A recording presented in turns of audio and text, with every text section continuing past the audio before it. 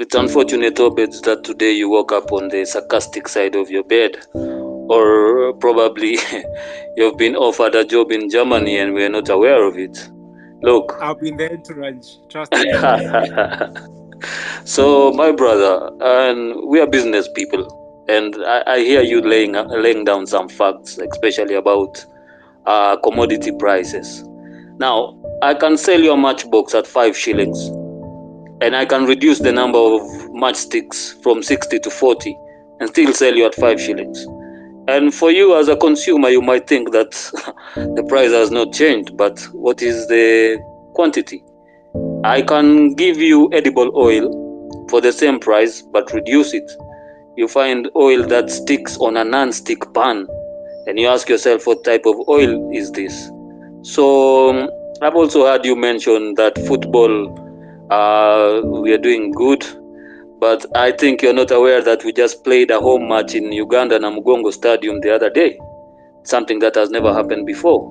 So fallibility of men is what pushed people to form these things called laws and constitutions, because they realized that some men could be powerful and could use their power to subdue other people. So laws were made and legislations were made, and they metamorphosized into what we call the grand norms, the constitutions. And those are the tenets of society.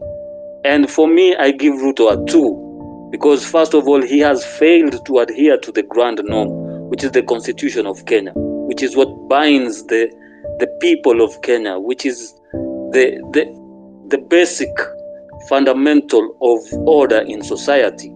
So you can move all these mountains, but without following the constitution and without doing it adhering to the laws of the country, the ones which Kenyans have decided that this is what we are going to adhere to, then it doesn't make any sense to me.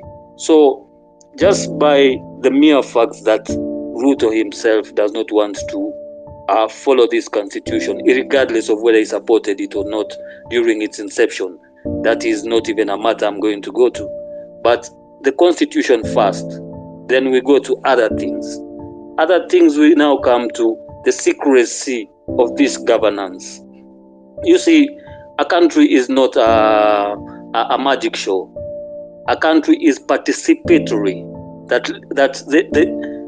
the members of Kenya, the shareholders of Kenya, which is the 50 million people, are supposed to be participating in developmental issues.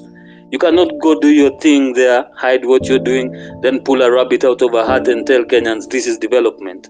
We will not like it because you did not include us in it. So when you leave, we just left there with a rabbit. We don't know how it came. So most Kenyans want to be put first in every decision making, and it is also in the constitution, which he is not following. So for me, whether you improve my living standards, whether you build houses which they are saying they are for poor people, I don't know even one person who lives in these houses. I know over 10,000 people in Kenya. I know nobody who lives in these houses. So whether you do all these things but you don't follow the law and you don't include the people in these processes, it doesn't make sense to me whether you achieve what Singapore achieved. So the participatory nature of governance is the most important thing, and I think that is what Ruto is not bringing for. And the reason he's not bringing it is because he has an ulterior motive, which is self-enrichment. Him and his cabal of people want to make a lot of money. That's why when you go, when we are vetting the CSS, you see that all of them are making money, while some of us business people are not making money. So he has brought these 10 percenters, these 1 million Kenyans, and he has made them the owners of the country, while the rest of us have to sit there, give him time to pull this rabbit out of the hat. It shall not happen. It cannot happen. If Ruto was the president after Daniel Moi, he would have been the best president of Kenya. But now, with this wokeness that Kenyans have, with this information technology that we have, he will not manage it because people want to be included, people want to be respected. Lastly, let me say this, Obed, for the benefit of time. Our economy is pegged on a capital system, capitalistic system, whereby the market forces determine prices and determine the economic activities that happen in a country.